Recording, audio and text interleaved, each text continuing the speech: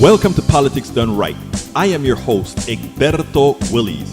This is a progressive program that will take the mystery out of politics. This is the program that will encourage you to make sure government becomes we the people. Whether you are liberal, progressive, conservative, or otherwise, you get to air your point of view. We are an independent media outlet that, unlike mainstream media beholden to corporations, we only owe allegiance to you.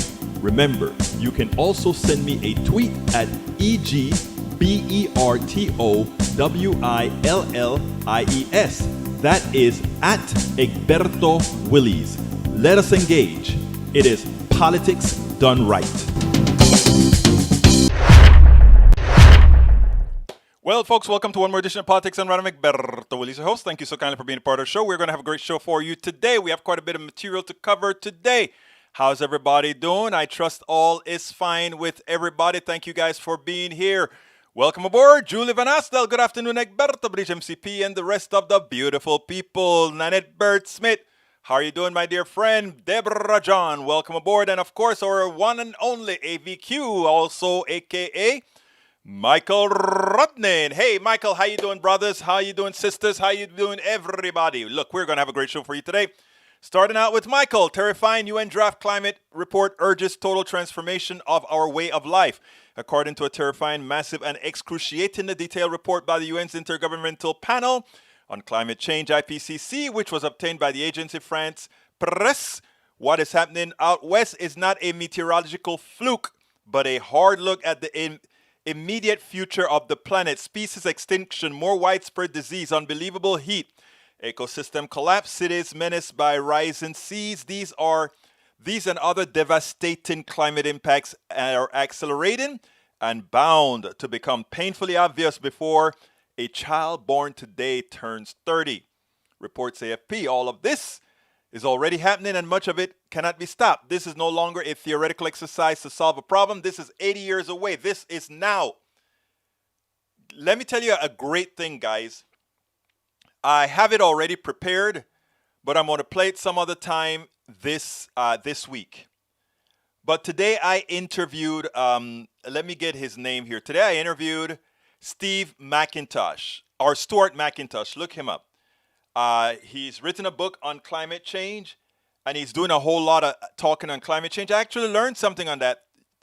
I learned that we had a dramatic rise in temperature about 10,000 years ago that decimated Europe and quite a bit more. We are going to go into all of that with what we spoke in that interview.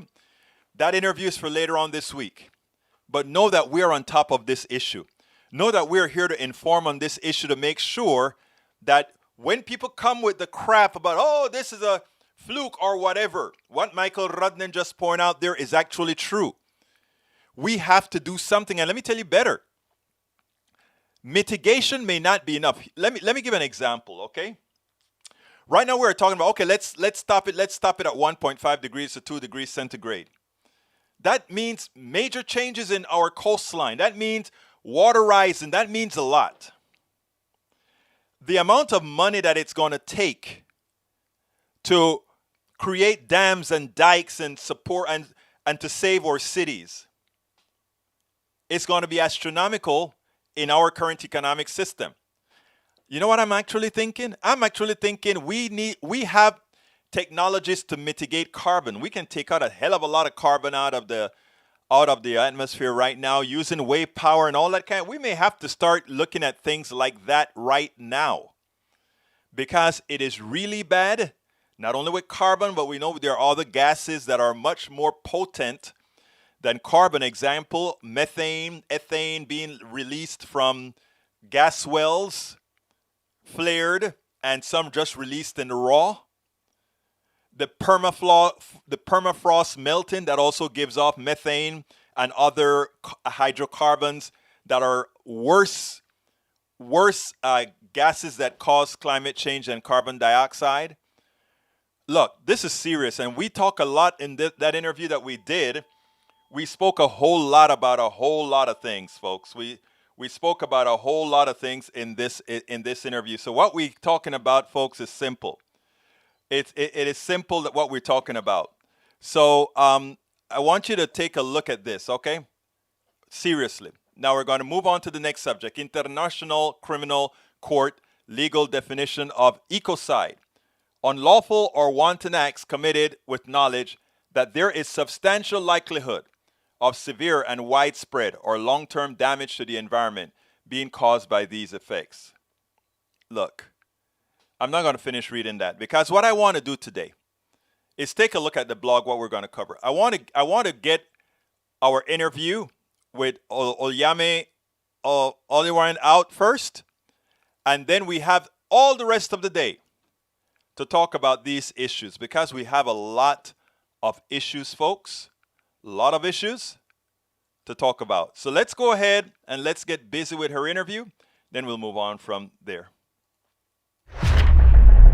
Welcome to one more edition of Politics Done Right. I'm Egberto Willies, your host. Today we have a special guest, and she's going to be able to cover two topics, both our criminal justice system as well as our immigration system and all that it entails. Olayemi Olurin, welcome to Politics Done Right, and I hope I said that correctly.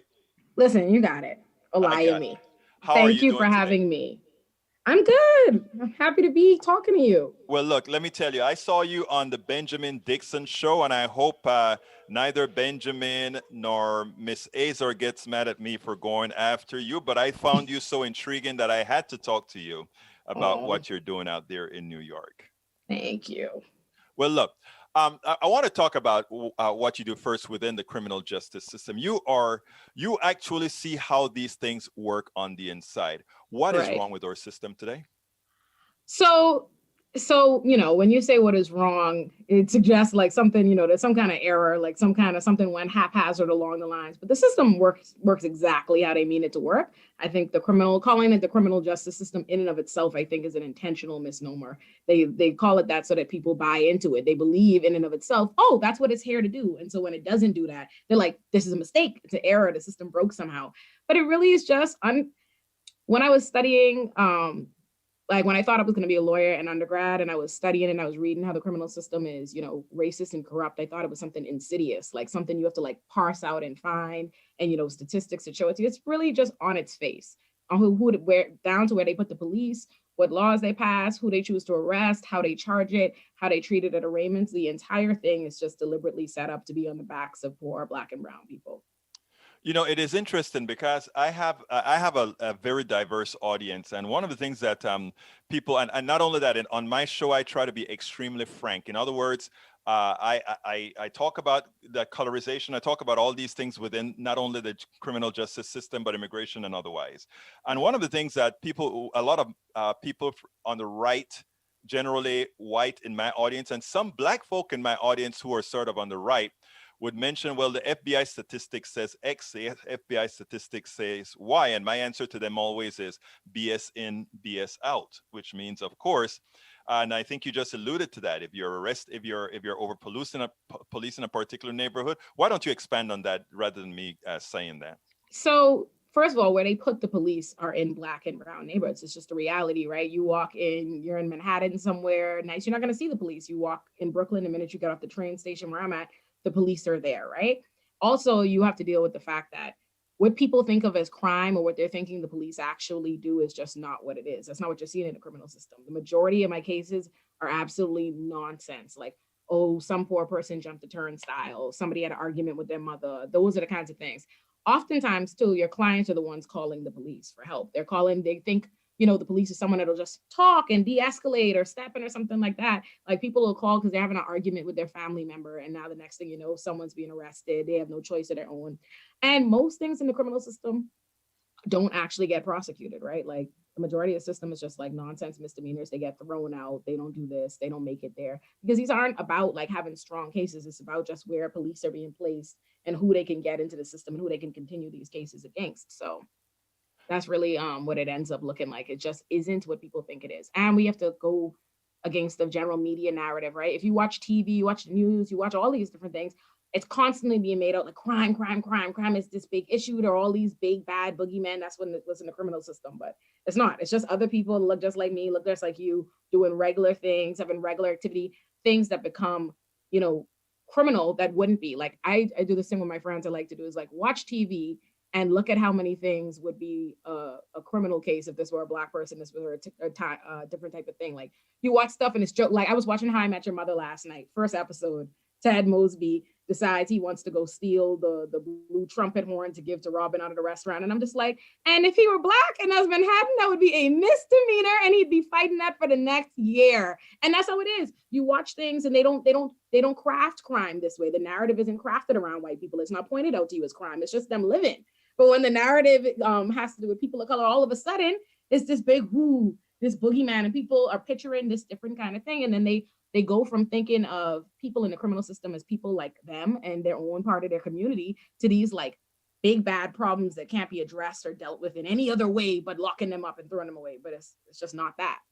It is amazing because if what you're telling me, most of the cases that you're handling have to do with somebody jumping a style or somebody picking up something. If it's these little things, it almost tells you that this big fear that crime is so bad. And every time you see somebody using a gun on the street on TV, that if you walk in the middle of Brooklyn, Brooklyn has several million people, right? And if you have one incident a day or 5 incidents a day or 10 incidents a day, most of Brooklyn is just fine, and likely it is isolated. Am I correct?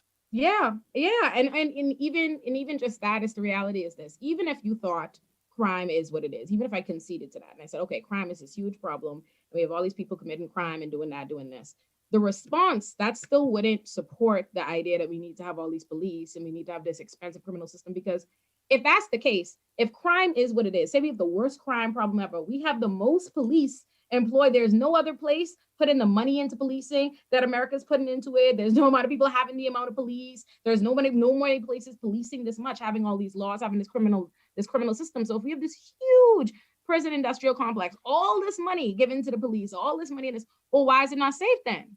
If that's what leads to safety, why is it not safe? New York gives $11 billion to policing. You know, Brittany Packnett, I don't know if you know who she is. Yeah, whatever. Yeah, she's an activist, and she made the same case actually 2 days ago. She said, we have had over the last several years an increase in the budgets for police and an increase in crime. Doesn't that tell you that if you're judging based on the amount of money that you put into something, that it's completely and entirely ineffective? Is that correct? Yes, exactly. People don't want to talk about where crime actually comes from, the root reality. I'll tell you what, and that's where I wanted to go next. So you anticipated my question. Give us the root. The root of crime is poverty, right? The root of crime is all these other societal, social ills that we have. It's mental illness, is strife, is stress, is all of that. It's all linked to that. I always think it's funny because I've noticed this in America in general. All of America's like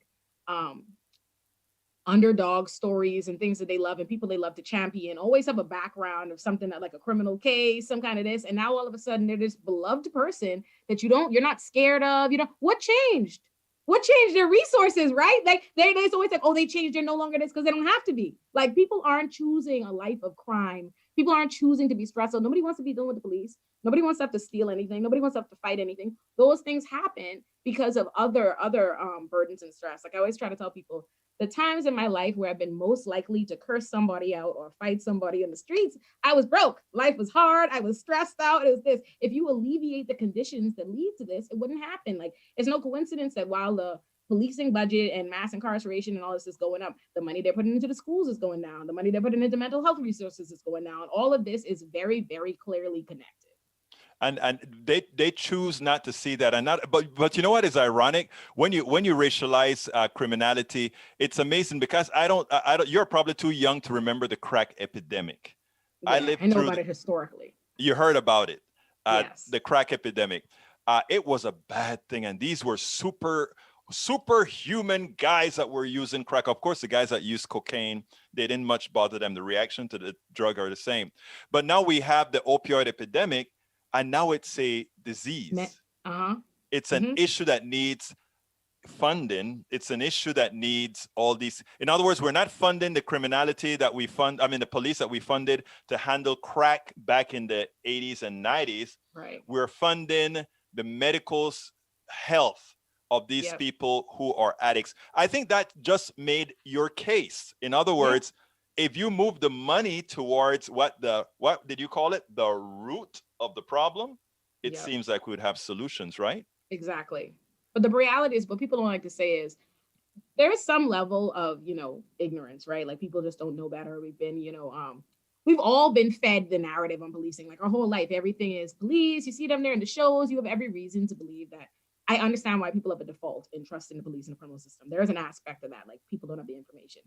But there's a large aspect of just not being honest about the fact that they want it that way. They have built a business over police. Police get money over time to arrest people. Prosecutors are getting paid. The prisons are making money. All of this is a business. They are in the business of doing this, right? So there's that aspect. It's that road you have to tread. It's like, let me try to educate who I can educate, but we have to be honest about these people are not unaware that the system is working how they want it to work. They know it. It's not accidentally just working like this every single state. It's like this deliberately, unfortunately, but deliberately. That is one of the reasons the privatization of the criminal justice system is so dangerous, because when it becomes a profit motive, at that Yeah. point there's a reason to sustain the way it actually works. That is a Yeah. shame. But anyhow, so as a public defender, I want to close out this quick section about, as a public defender, that most of the people that you find in the system are for petty things, which Mm-hmm. just about says that the police has too much, they don't have much to do. None to do. Nothing to do. Oh, I love Nothing. that. I love that. I love that. That's a good Bahamian type thing. None to Listen, do. like not at all. I think I say that every day. Every time I get a case of a family member like cursing at each other or having a dispute, I call up my family and remind them that they would all be in prison if we lived in the Bahamas. I'm like you. The first time I realized you could charge somebody with harassment for cursing you out, I'm like, what? I'm like, I have narrowly evaded custody. Like, so it's unbelievable the stupidness you read. I open a case with I'm like, sometimes I have to say it on the record. I'm like, Your Honor, read this. I can't. Let's be serious. Let's have a serious. And it'll be crazy because you would think when you point out ridiculous people, like the shame would stop them. No, the prosecutor will be next to me, double down. Like, I'll be like, listen, I have the complainant here. The complainant says that ain't happened. They call the police, there's a disclosure. They're like, we're not prepared to dismiss any charges at this time. You're Then not you, embarrassed? if you're not prepared, you better dismiss. The very first case I ever arraigned as a public defender, this guy was accused of criminal trespassing, right, at his own house address. But here's the best part: on by the police's own, they gave him a ticket. On the ticket, they have to take his license, write his address on the ticket, his home address. They wrote the home address, the same address as they're saying he was trespassing. I literally say, I'm like, Your Honor, I'm gonna make a show of this. I'm like, if everybody could just turn their attention, let's read. My client is accused of trespassing at this address. Flip to the next page for his home address. Same address. Prosecutor still would not dismiss. Like, wouldn't Why would he dismiss? because they cannot bring themselves to not double down on the investment in this goofy system. That is a prime shame. Yeah. Anyhow, for all my audience, they can listen that just as I have an accent, you also have one. You are from the Bahamas. I heard you tell a story about how difficult it is for some people who've come to this country, played their part, as you are a public defender working very hard within the system, and you're still having issues with immigration when others don't. Why don't you tell us that story? It's an uphill battle that for me, I'm lucky enough that it even is a battle because for a lot of people, there's just simply no option. It's not even available to you at all. Like anytime anyone asks me, I was having this conversation with my big sister the other day because the US immigration system is so impossible that people have a hard time believing it is. They see you there and they ask you, how did you do it? And when you basically tell them, there's no way for you to replicate this, you know what I mean? It's the same. What do I tell you? Go back 13 years, go to a bunch of schools, so find hundreds of thousands of dollars, pay for a bunch of education, do OPT, work a lot of jobs to the bone. You can't collect no money and hope and pray to God you manage to land on the right lottery situation where you could get a visa. So it's incredibly difficult to be able to stay. Like I have a sister just as competent as me, literally on the med school path or whatever, graduated with all the honors, had to end up going to med school in the Caribbean. I have I've seen it happen more times than not. Most international students who I went to school with and aren't here anymore. A lot of Bahamians that I know aren't here anymore because it's just it's so unfeasible and inaccessible to us. What's the solution? Because I mean, what's your solution? How are you going to? What do you plan on doing? Well, there needs to be more routes to citizenship. That's the first thing, right? Like the reality is you can't apply for citizenship unless you're married, you get married, or you have a green card or some or permanent residency in some way, and you can't get those from even most of the visa outlets. If you could even manage to get a student visa or work visa, anything, those still don't guarantee you routes to citizenship. And getting a work visa is like there's a cap on the system. It's incredibly expensive. There are wait lists that are 10 years and plus long, depending on what kind of. So the first thing they need to do is people who come on student visas should automatically have a like access to a work visa and ability to get a green card. If people are there, they're legally there for a certain amount of years, they should automatically have an avenue. Second, they need to make these processes way less expensive. Like, and not only is it expensive to pay for, but a lot of times, even for the student visas, you have to be able to show like at one time that whoever's your sponsor, your parent can pay for years and years of school at once in their bank statement. They have to show that or they can't get it, even if they don't have to. Like for law school, I went to law school on a full scholarship. But the tuition was 53,000 or something like that a year. For them to give me my student visa for me to be able to go to law school where I got a full scholarship already, my daddy had to be able to show financially that he would be able to pay this amount, this tuition every year, even though he doesn't have to. And they show like they make him provide an affidavit to support her. You have to provide this amount of much more money or they can't get it. So they already make it so poor people have no access to that system at all. That's wild. It's incredible. So people don't realize that. And I think that's the first thing that needs to happen. There needs to be actual routes where people could stay illegally. And for those who said, "Well, look, you take what you can get. This isn't your country." I mean, I would love to hear your response because I do have a response, but I'm interested in yours. I don't really care about too much what they have to say. Like, I don't even really even get into because there's just no merit there. And like, why engage you? Because you could be as mad as you want to be. I'm still here, right? Like, as far as I look at it, it's like this is the life that I built. The same way people feel attachments to anything that they've built, anything they've done with an investment, anything they've done right, wrong, or not, nothing. Everything that I have, I earn. I came here legally, not that I think it matters in terms of your investment or your place and your right to feel attached to a country you built your home, but nevertheless, I came here legally. I went to your schools. I got all your degrees. I cleaned up. I took the bar. I passed. I'm here. I'm a contributing member of society. I don't really care how you feel about it. And honestly, if I had the same kind of mentality you have, what's likely is you probably wouldn't be sitting in this country either, right? Because I don't know how many people are just true-blooded Americans go all the way back, It's land. That's the answer. That's the answer I was waiting for. That's the answer. That's the answer I was waiting for. In other words, this country in particular, all of us in this hemisphere have a right to be here. Yes, we know that certain things have to be done for paperwork, but everybody on this hemisphere has the right to be here. Exactly. And I think it's time for it's time for people to stop being apologetic or relegating themselves to some sort of second-class personhood or something like that. And people really feel like you should be, and they feel like it's okay to talk to you that way. I've experienced it even from like people who are like your friends, or they're like, they engage with you in this way that it's like ultimately they don't think this is their country, this isn't yours, this isn't da da da da da.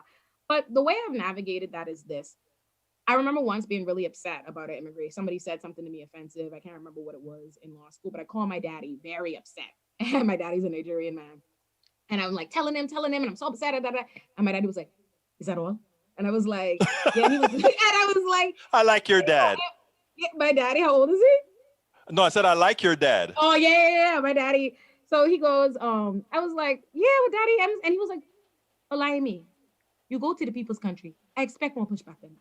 He's like, "You've gone to their schools, you beat them in the schools, you do all these things. That's what I anticipate." And I was like, you know what?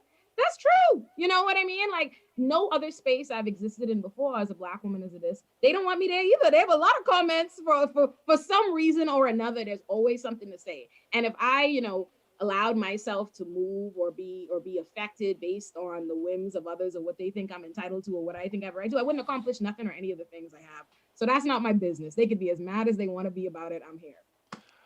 Olayemi, tell me. Oh, I mess up your name all the time. Olayemi, Olayemi, tell me something that I should have asked you that I didn't ask you. You should have asked me that you did not ask me. And just let me also tell you that I love when people have to look in the ear first because it tells me I must have asked them quite a bit of stuff already.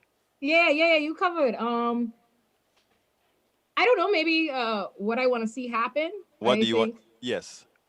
I think the narrative is what's got to change. A lot of what is able to go down is just because people have controlled the narrative and they prevented other stories from coming out.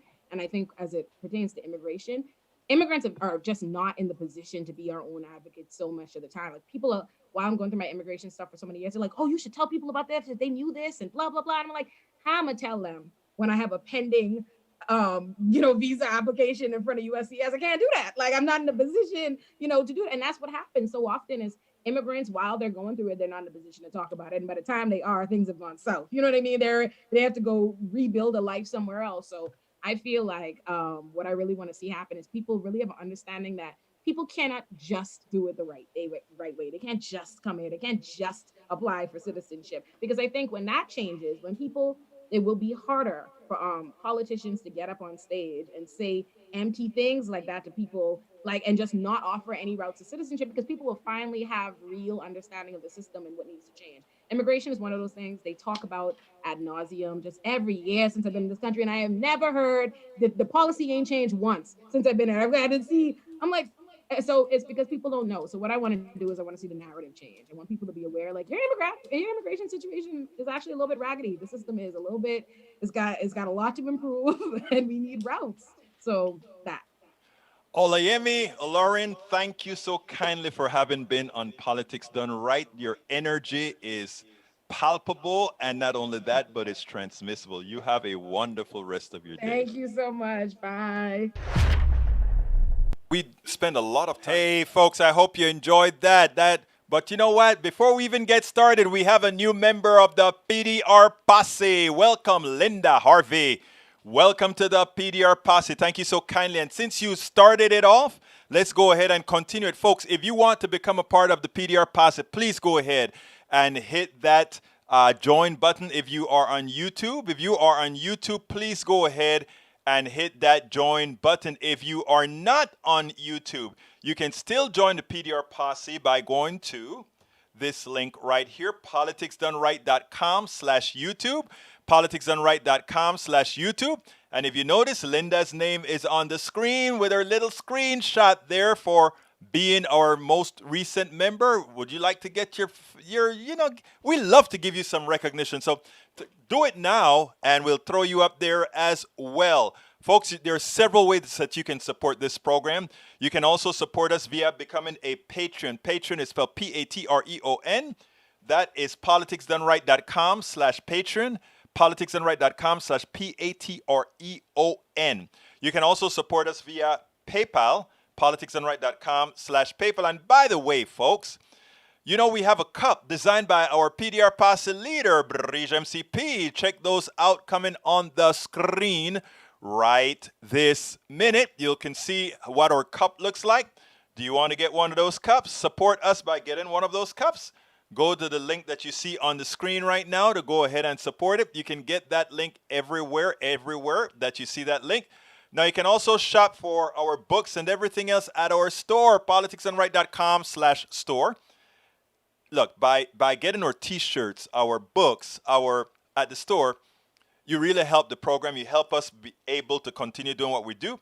Now, some people rather buy directly from Amazon.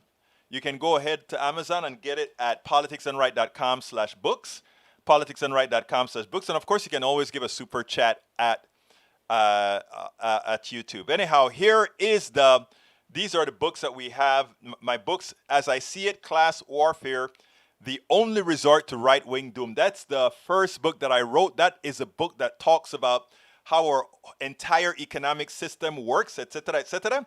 Easy to understand, and it puts it in a context that you get it. The second book is How to Talk to Your Right-Wing Relatives, Friends, and Neighbors. Why do we need that book? We can't solve America's problems 1 + 1 = 2. We have to solve it by bringing all the other folks that we think doesn't want to listen to us. We got to bring them into the fold. I'm sorry. We got to bring them into the fold. And there are techniques that we can try to use to do that. Not going to win them all, but you're going to win them some. And the last book, the one that I just wrote, How to Make America Utopia. It is what I call a book in progress. It's my ideas as far as how do we make things better. And then, of course, it is going to be tied. It's currently already tied to our politicsandright.com/PDR Posse site page that we're going to populate later. And in the long run, it's going to have we already have a chat thing there, a forum thing there that I'm going to want to hear from people, because in later online iterations of the books, I'd like to have all of your ideas, because making America utopia isn't my vision or your individual vision. It is our vision as far as what we want our system to look like. And once you can envision what you want your system to look like, you can actually start hiring people to build that system. And what do I mean by hiring people to build that system? Electing those who share in that dream of that utopia. And people, you never happened. Look, every society starts with a dream. Every society starts with what you would want it to be, and then you make it so. All right, so folks, please consider, again, click that join button to become a part of our posse, or go to politicsandright.com/Patreon, or politicsandright.com/books, or politicsandright.com/PayPal. Any one of those, you're helping us out. Let's see. Julie Van Asdel, yes, late. Sold my house today. Congratulations, Julie Van Asdel, for selling your home. Let's see who else we got here. Who else we got here that I need to answer? Let's see. Deborah John says, in reality, politicians have no interest in solving the root of the problems because it is not convenient for them. The prison system is a multi-billion-dollar money-making machine run by mafia mobs, and they need to keep them filled. And we've actually convicted people who have actually convicted people to keep it filled. Green energy check, it's really clean. I am not going to get into the discussion with those who are trying to find everything that may be not perfectly green with the green energy. I am not. Because you're missing the point. Bridge, you sold yours too. Good for you, girl. It's a seller's market, man. It's a seller's market. I hope you made a hell of a capital gains on it so that you can get you another home and have a few bucks to retire on. Okay, let's see what else we got here. Join, support, and buy our PDR Posse mug from Bridge MCP. Let's see. I saw another thing I wanted to read. Arrested for trespassing in his own home. Yeah, that's what happened. I'm afraid of your Yahweh. I ain't afraid of your Allah. I ain't afraid of your Jesus. I ain't afraid of... This sounds like E2247. How you doing, brother? Maywood, welcome aboard, my dear beautiful lady. Brooklyn here. I don't worry about crime at all. I mean, as she said, crime is, there's a bit of increase in crime, but it's the reason they're doing it, it's all a setup. It's all a setup. But guess who fell into the setup? They wanted to tag progressives with defund the police. Guess who actually defunded the police? Let's take a look at this video by Jen Psaki, and then we'll move on from there, my brothers and sisters. It looks like the Democratic Party may have finally learned something from the Republican Party, how to use a narrative and stick you with it. And the new narrative is, as you know, the Republicans have constantly been trying to assign to Democrats the defund the police moniker. Let's be fair, first of all.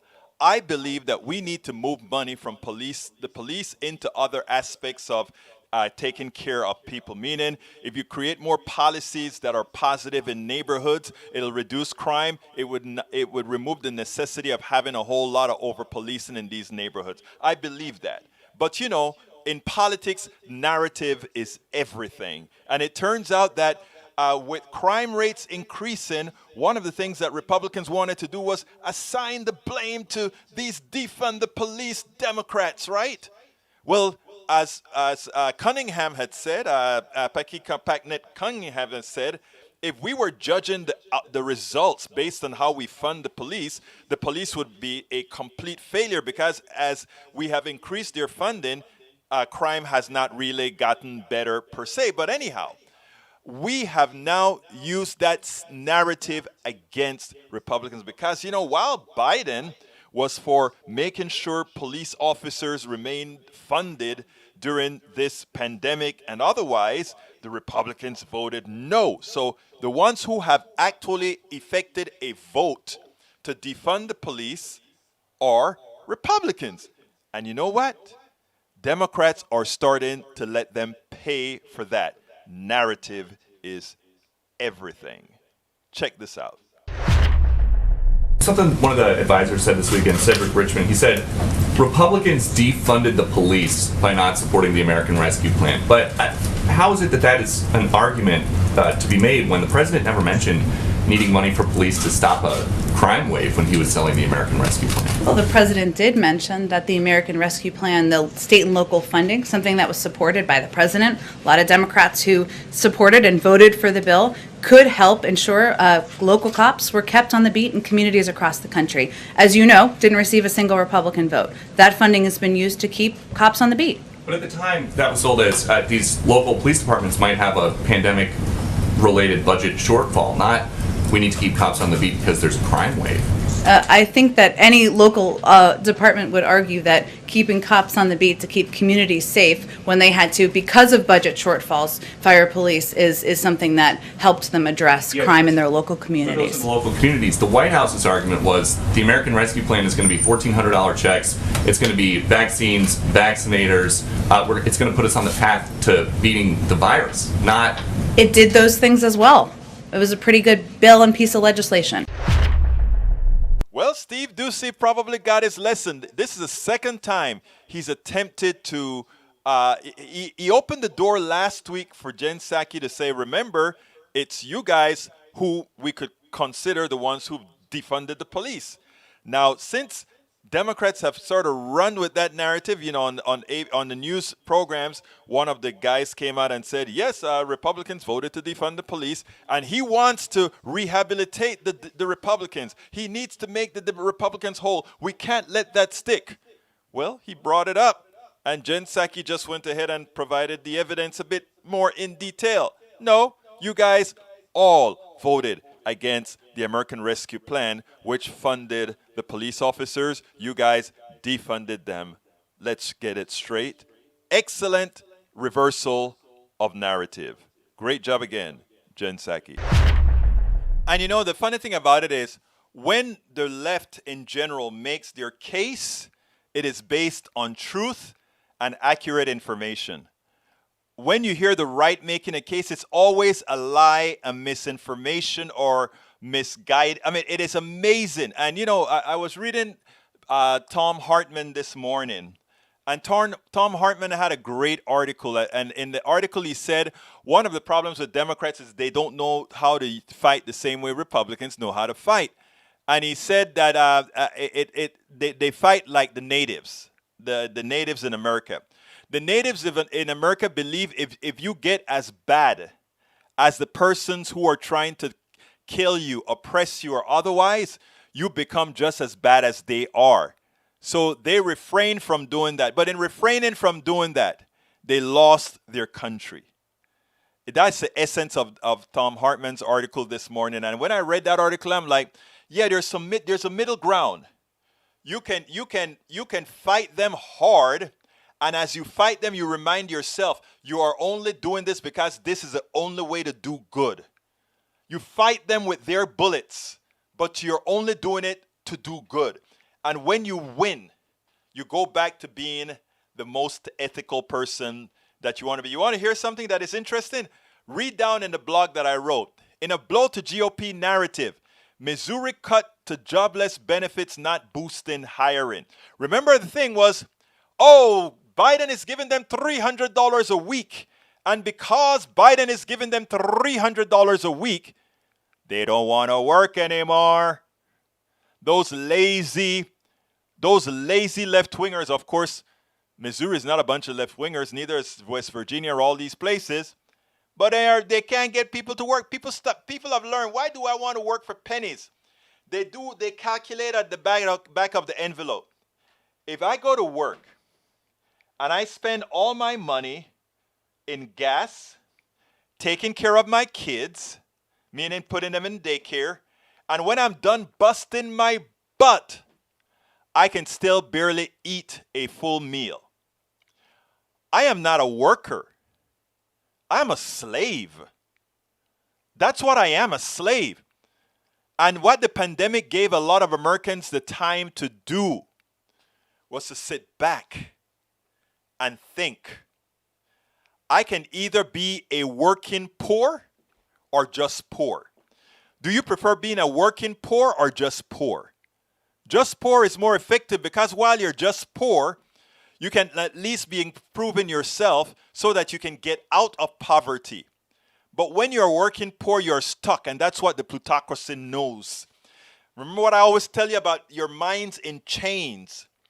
If I keep your mind in chains, I don't have to have the chains. I just have to leave you in that condition, and I will be forever able to take advantage of you. And that is where America is right now. For a lot of those low-wage workers, that's where we have them. So Missouri is a perfect test case. A month, not giving the people that extra money, and they still can't find folks to work. I love that. It's called poetic justice. Poetic justice. All right, let's go ahead and listen to Alexandria Ocasio-Cortez relative to, we have a whole lot of stuff we got to get past, but check her out. Alexandria Ocasio-Cortez appeared on Meet the Press today, and she did not disappoint. And what she did is really made the case for disregarding the filibuster, for doing reconciliation where necessary. But what she did specifically was show how erred Sinema is with respect to her position on the filibuster, and likewise the senator from West Virginia, Manchin. Let's listen to her, and I have a few things to say on the other side. I know where you stand on the filibuster, so I'm curious what you thought of Senator Sinema's op-ed, where she made this defense of keeping the filibuster. And she wrote, would it be good for our country if we did this, basically using the getting rid of the filibuster, only to see that legislation rescinded a few years from now and replaced by a nationwide voter ID law or restrictions on voting by mail in federal elections over the objections of the minority? Look, the argument she's making is, let's say you get rid of the filibuster, you get all of this progressive change that you would like to see, and then all of a sudden the roles are reversed and everything gets rolled back. Is that a good enough defense to you for the filibuster? No. I mean, it's essentially an argument of saying, well, why do anything at all in case something in the future may change it? Political systems all across the country, all across the world, pass legislation with majorities, and they're fine. And frankly, here's the thing, is that Democratic legislation, once enacted, is popular. Republicans have tried to gut Social Security. They've tried to reverse the ACA. They've tried to claw back on legislation that has passed by simple majorities in the Senate, and they haven't been able to because Democratic policies are popular. And once they are enacted, they are very politically difficult to undo. And so, I do not believe in the defeatism of saying we will lose in the future and this will automatically mean that anything we do now is going to be reversed, so we might as well not do anything now. Our job is to legislate. Our job is to help people. Our job is to do as much as we can. And even if that's the case, even if that is the case, wouldn't it be better to get people health care and voting rights for 3 years instead of 0 years? Even if you concede the point that I don't even think is true in the first place. And so beyond that, then the argument is, okay, why 60 votes? Right. Why not stop at 70 votes? Why not need 80 votes to pass any legislation? Why defend a 60-vote filibuster when the Senate already amplifies minority power so that the 50 Democratic senators already represent millions and millions and millions more Americans than 50 Republican senators? And so I would argue that 50 Republican senators is already a built-in kind of filibuster-esque firewall. Let's first of all make the point, a very important point. We are there to legislate, and that's what we do. We pass laws. We don't expect supermajorities. The point that she ended with is very important. There are 50 Republicans and 50 Democratic senators. And the truth of the matter is those 50 Republicans represent a whole of a lot less people than the 50 Democrats. So that is, as she stated, a built-in filibuster by having 50 Republican senators, because the Senate is by no means Democratic. Small states get 2 senators and large states get 2 senators. California has about 40 million, 50 million people, and one of these states have just about 1 million people, and they get 2 senators. That is completely, utterly undemocratic. But here's what she also points out that every Democrat should remember. The reason why people want to put restrictions, Republicans and some centrist Democrats want to put restrictions by supporting the filibuster, is they know one inconvenient truth, and that is when democratic policies pass, it is very hard to remove them because people like them, because they are humane, they're not corporate centric. For that, when they pass, that is good social policies that are progressives. I'm not talking about corporate policies here. Now, secondly, what she says everybody should think about. Isn't it best to give them 3 good years of good policy instead of 0 years? And let's put that into context. Because if you give them 3 years of good policy, it is unlikely then when you go campaign to get reelected that they will throw you out, given that they know throwing you out will deny them the policies that they already got and like.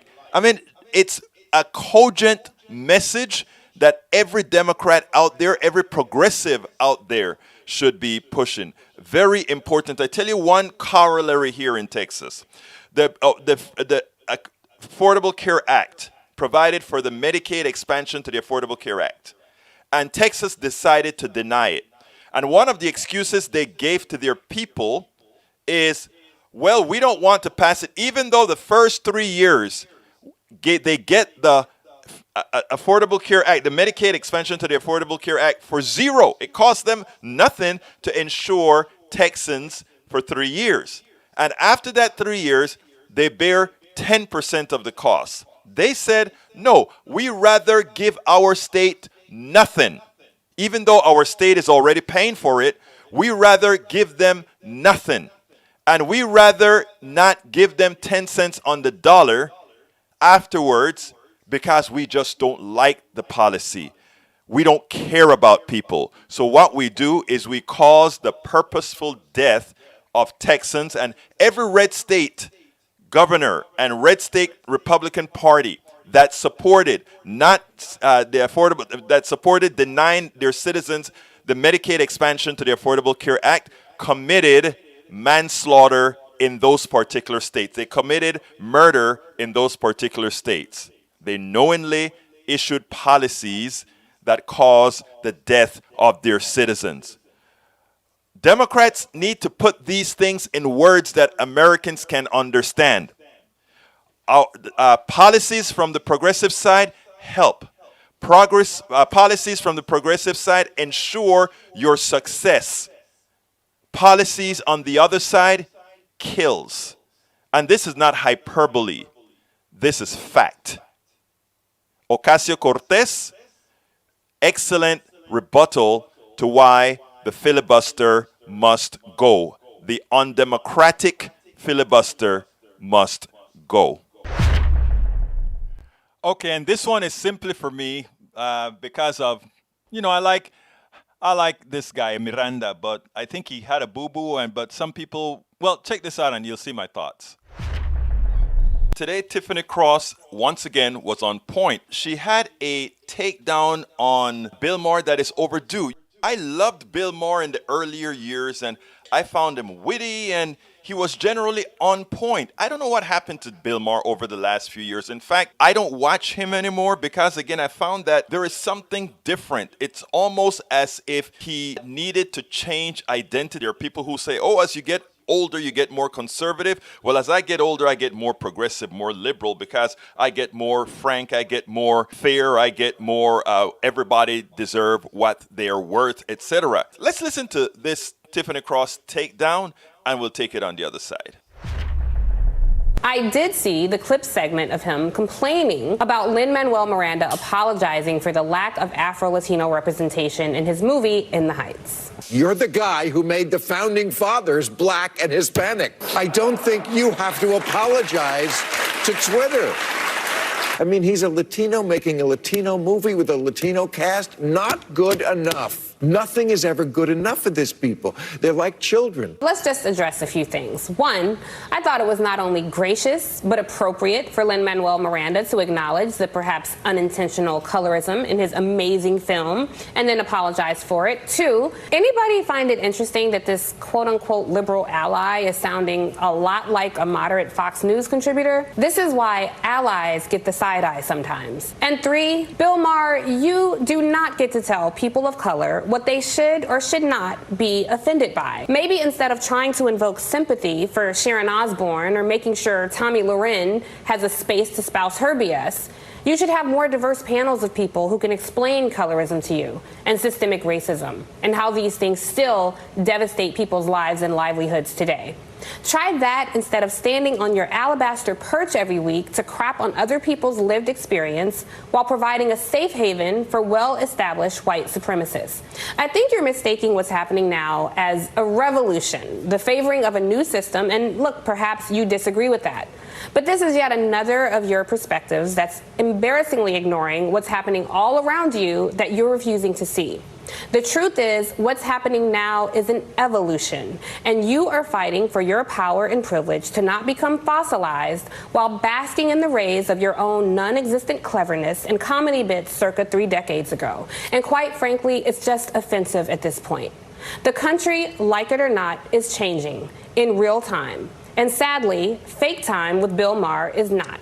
So perhaps it's time for you to take a step back and blow a 1/4 ounce of that green that you love so much, because clearly your thoughts have been lost in a white fog for far too long. First of all, Tiffany didn't touch this, but I'm surprised she didn't. He said, nothing is ever enough for these people. Specifically, Bill Maher, who are these people? But the second subject that is of concern is that he jumped into an issue that he knows nothing about, the colorization of the Latinx community.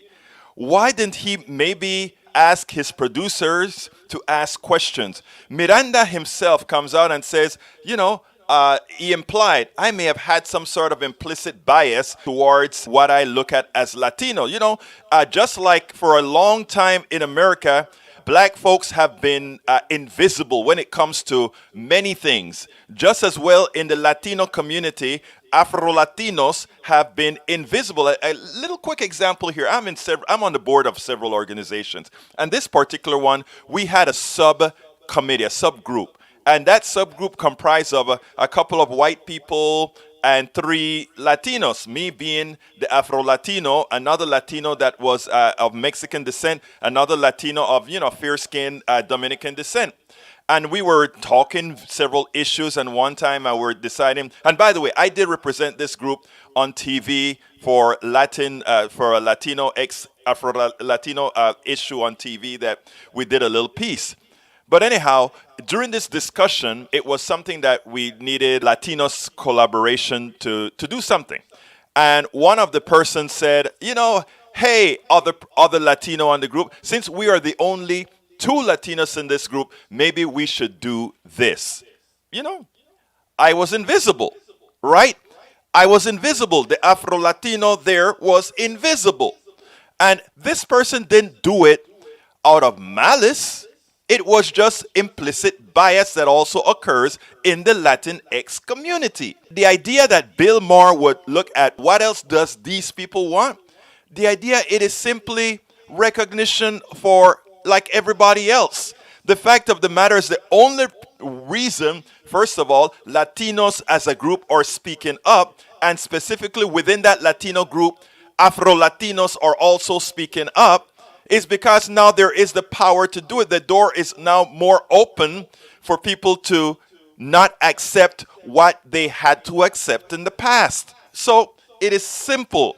As we mature as a community and as different groups get more power, they are less concerned about what would happen if they speak up. What they do is speak up. Bill Maher was completely completely out of his league. And I think what he should do is probably take a class and understand what is going on not only in communities in America, but communities in the Latinx community where it comes to colorization and much more.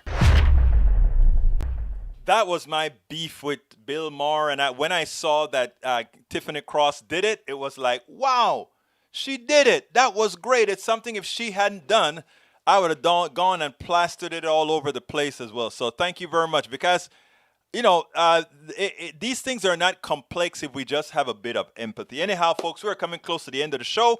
Thank you so kindly for being there. Remember that if you are on YouTube, click that join button, become a member. You know what we do? We try to enlighten, we try to promote, we try to do things that get people knowledge about what's going on, what they won't necessarily hear on mainstream media. So click that join button, become a part of our PDR posse. Alternatively, become a part of our Patreon, politicsandright.com/patron, spell Patreon, politicsandright.com/patron. Support us on PayPal, politicsandright.com/PayPal, politicsandright.com/PayPal, or get our books, politicsandright.com/books, politicsdoneright.com/books. Look, I know you guys could be anywhere, podían estar donde quieran, o donde querían, pero están aquí conmigo, but you're here with me. Muchas gracias. Thank you so kindly. Estoy bien agradecido. Estoy bien agradecido. Te voy a decir algo. I'll tell you something. I don't think you guys understand what it's like when you decide that you are going to be an activist, when you decide that you're going to be taking a part of activism that puts your face in front of thousands, and that the acceptance is there to listen to your words, to listen to you, to interact with you, to engage you. That is like a nuclear fission reaction. It makes you want to do so much more for the cause. It makes you want to do so much more for the cause. Welcome aboard, Paula Faison Johnson. Welcome aboard. So thank you guys for being here. I couldn't do it without you. Let me see if there's anybody I didn't call out. E2247, I think I got you. I'd like to call everybody out. Eric Hayes, I think I called you. Maywood, I think I called you. Julie Van Astel. Para ver quién más está aquí. If I missed you, forgive me. But I got to get out of here. I have a whole lot of wood to move outside. Anyhow, my name is Egberto Willies. This is Politics Done Right. And you guys know how I'm going to end this baby. Alisa, or rather Linda Harvey, thank you for becoming a member today. You know how I end this baby. I am what? No, I got to do it right for the podcast. This is Politics Done Right. My name is Egberto Willies, and you know how I'm going to end this baby. I am what? Out!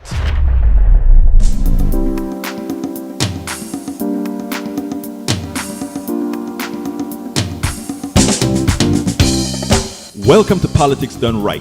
I am your host, Egberto Willies. This is a progressive program that will take the mystery out of politics. This is the program that will encourage you to make sure government becomes we the people. Whether you are liberal, progressive, conservative, or otherwise, you get to air your point of view. We are an independent media outlet that, unlike mainstream media beholden to corporations, we only owe allegiance to you. Remember, you can also send me a tweet at EGBERTOWILLIES. That is at Egberto Willies. Let us engage. It is Politics Done Right.